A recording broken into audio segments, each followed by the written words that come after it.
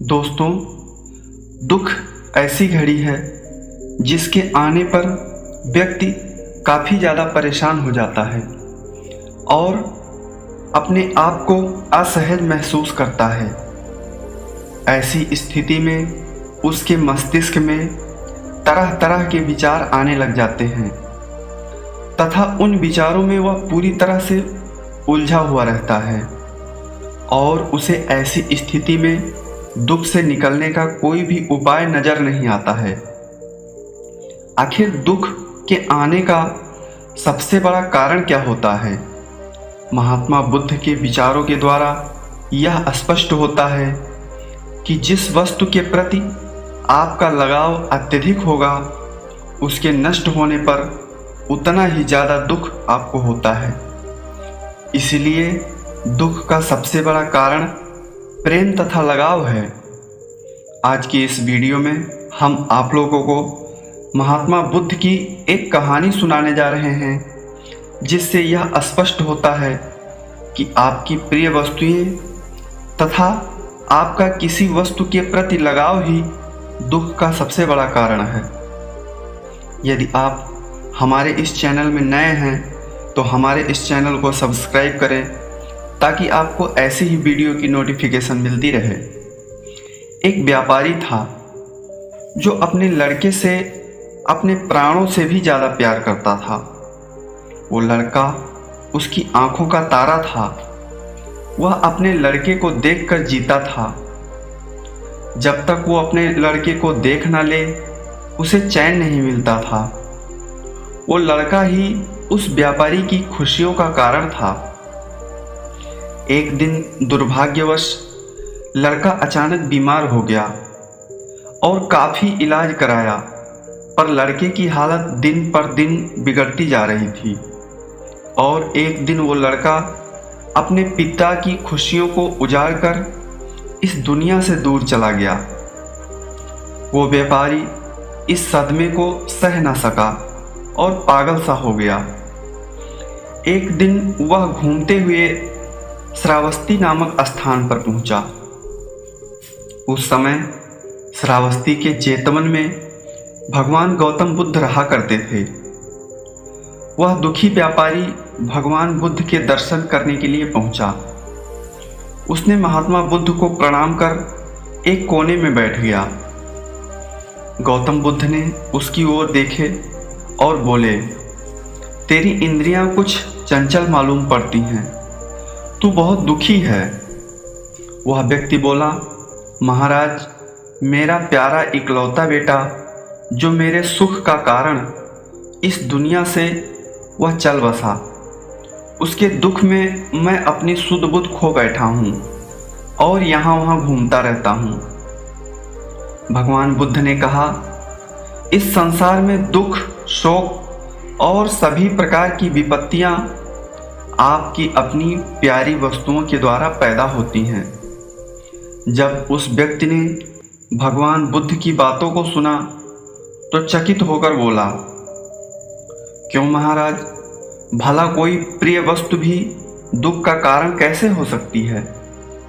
इतना कहकर वो उठा और बुद्ध को बिना प्रणाम किए हुए वहां से चला गया। कुछ दूर चलते चलते उसे कुछ जुआरी दिखे जो जुआ खेल रहे थे।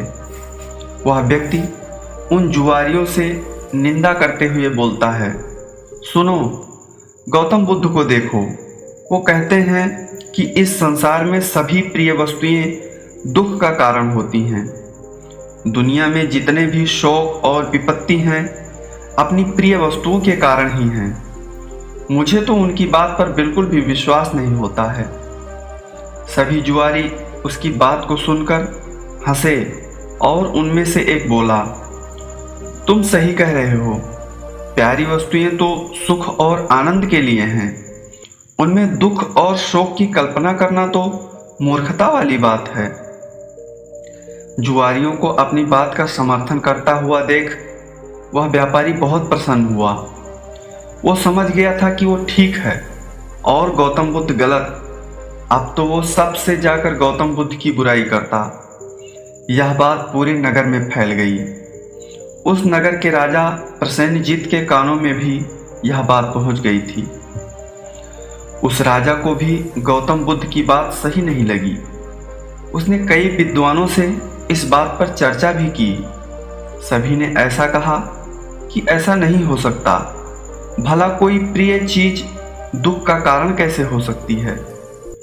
जब यह बात रानी ने सुनी तो उसने राजा से कहा, महाराज, यदि गौतम बुद्ध ने यह बात कही है तो निश्चित ही यह सही होगी। रानी के बात को सुनकर राजा क्रोधित स्वर में बोला, गौतम जो कहता है तू बस उसकी बात का गुणगान कर रही है। ये सब तेरा भ्रम है। तुझे एक भ्रम के रास्ते पर जानबूझकर भटकते हुए देखकर मेरी आंखें जली जा रही हैं। जा, हट जा यहाँ से। भगवान बुद्ध के खिलाफ रानी कुछ सुन नहीं सकती थी, इसलिए दुखी होकर वह वहां से चली गई।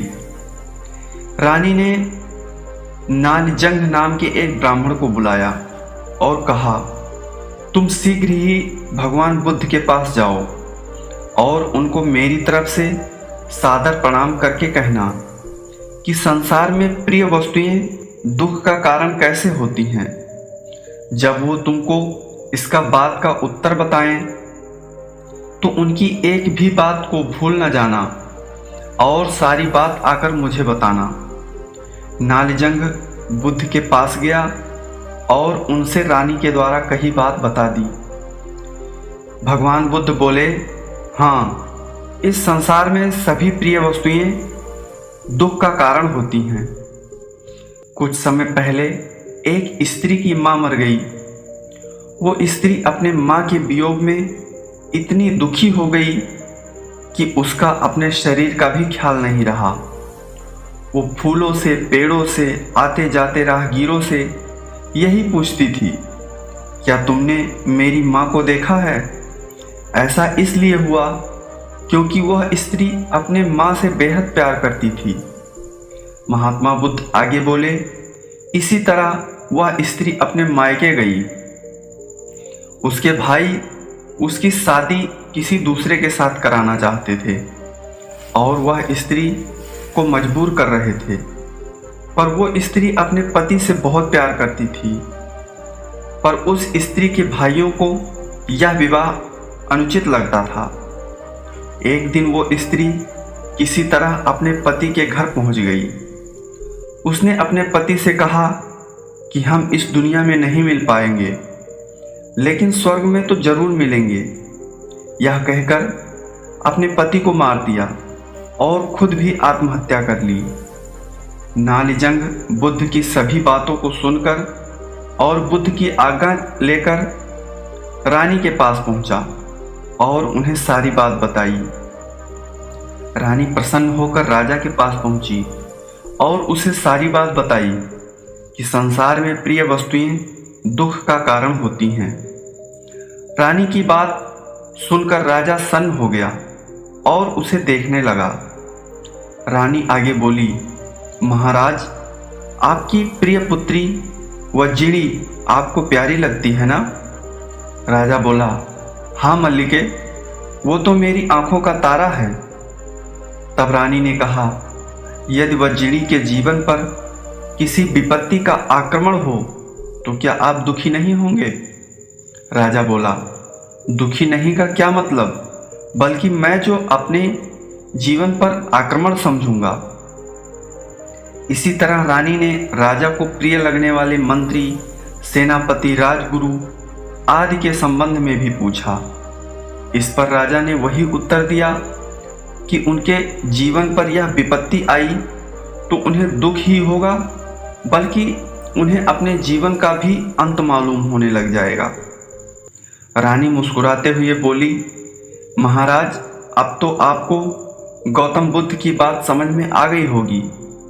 राजा चौकन्ना होकर सोचने लगा और बोला, गौतम बुद्ध हमेशा सही उपदेश देते हैं।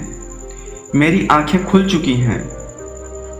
उसके बाद राजा भी भगवान बुद्ध का वंदन करने लगा।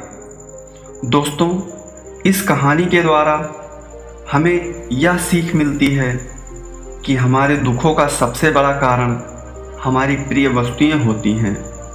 इसीलिए किसी भी वस्तु के प्रति अत्यधिक लगाव नहीं रखना चाहिए कि उसके नष्ट हो जाने पर आपका जीवन दूभर हो जाए, क्योंकि यह संसार नश्वर है और किसी भी क्षण कोई भी वस्तु नष्ट हो सकती है।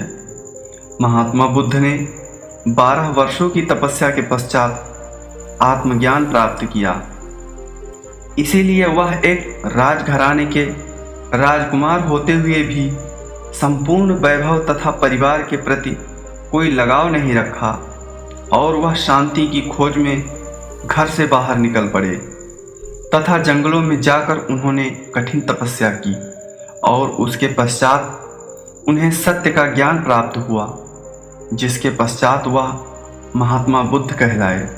दोस्तों, यह कहानी आप लोगों को कैसी लगी, आप हमें कमेंट करके ज़रूर बताएं।